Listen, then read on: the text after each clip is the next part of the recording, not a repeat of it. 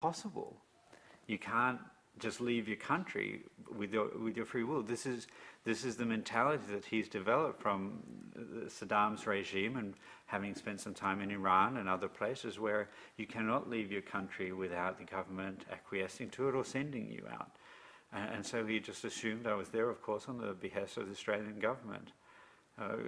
We eventually convinced him otherwise, but one of the comments he made was, initially, and quite angrily, "You're here to see how thick the walls are around my house so you can bomb it. You're with the CIA." He was accusing me of that, and that wasn't the easiest of times. There is a need for all segments of the international community to better define and more clearly identify the roles in Iraq.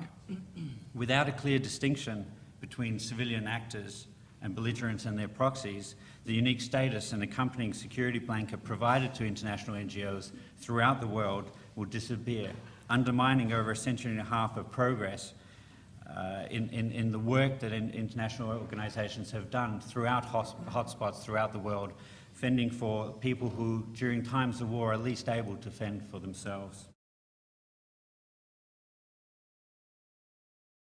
I happen to have been at the UN headquarters in Baghdad just 2 hours before it was bombed last August, and then I saw the impact that that had on the whole international community and the whole humanitarian community. And then from that point there followed a whole series of attacks, including on the International Red Cross. Our own office in Baghdad was the target of 2 rocket-propelled grenades during the night. Fortunately, no one killed.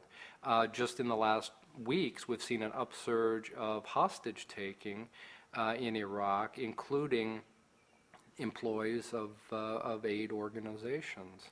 And the blurring of distinctions between civilian and military, what was a bad situation in Afghanistan, has been taken even further in Iraq. So there's no, I guess, there's no mystery for us, why ordinary Iraqis might be confused and have a hard time seeing the distinction between civilian aid workers and the military, when you have, in some cases, military or security people in civilian clothes but carrying arms and driving the same kind of vehicles that we might drive and all of that. It's very confusing for them, and I think it has undermined our reputation as independent and impartial humanitarian actors. So then the question is, what is the state today of independent humanitarian action? What is the state of humanitarian space? And the simple answer is it's very bad, and that it is under assault.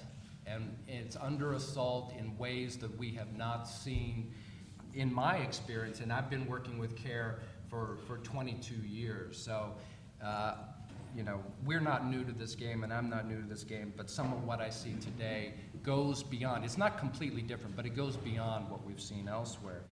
If you have the support and protection of the community, you're much more likely to get through these kind of difficult times unscathed.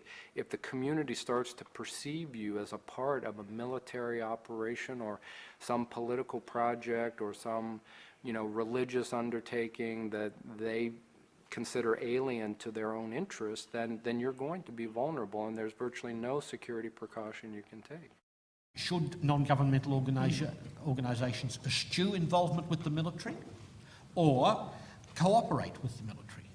Now, here the climate is such an unusual one that it is difficult to come up with any broad statement of principle that will necessarily solve all the problems that can arise. In certain circumstances, one finds NGO workers who are deeply uneasy about any risk of being identified with the military because their staff can be targeted as a result. On the other hand, there are individuals one encounters who believe that working cooperatively with provincial reconstruction teams under military auspices is one device by which assistance can actually be developed for indigent populations. And there is actually no magic solution to this challenge. It's rather one that needs to be negotiated through a process of reflection, contemplation, and politics on the ground. Again, that's something which cuts against the ethos of some non-governmental organisations for whom politics is a realm separate from the humanitarian sphere, in which it is inappropriate that humanitarian agencies be involved. I sometimes think we should just move beyond the term neutrality altogether and be upfront about our politics. And if the humanitarian fundamentalists want to hold on to neutrality, well then that is something that has a very specific meaning, but is also not a sacred cow. It's an operational stance. It's about how one triangulates operations at the field level with regard to different belligerents, and that's it. And just a similar, very quick clarification. There is an NGO code of conduct which is signed by most of the major relief and development organizations, as well as the Red Cross family. And it, after a great deal of debate, it very specifically did not include the word neutrality. It has impartiality, it has independence, but does not include neutrality.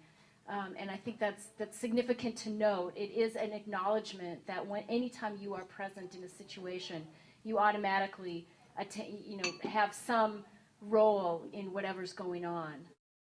The organization that I was running for the first 2 years that I was in Kandahar was called Afghans for Civil Society, and we were a bit of a maverick in that we did actually make explicit statements about policy, and this is just about taboo in the NGO and nonprofit world.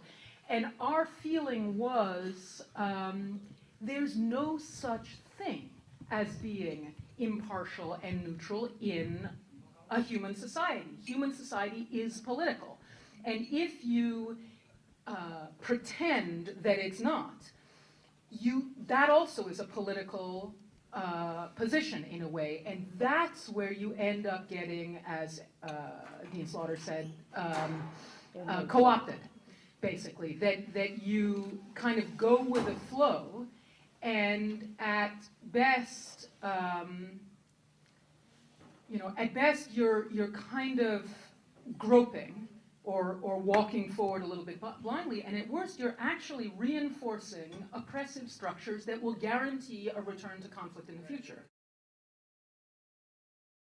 The notion of being apolitical on the surface often means a de facto reinforcing a certain status quo that may or may not be positive for the people of the country that you're trying to assist. And in this case, what I'm talking about is warlords. And I think what happened in Afghanistan, what I found is that almost all of the aid in Kandahar province was being funneled through the governor of Kandahar province, who was a classic one of these warlord governors that we've all been hearing about.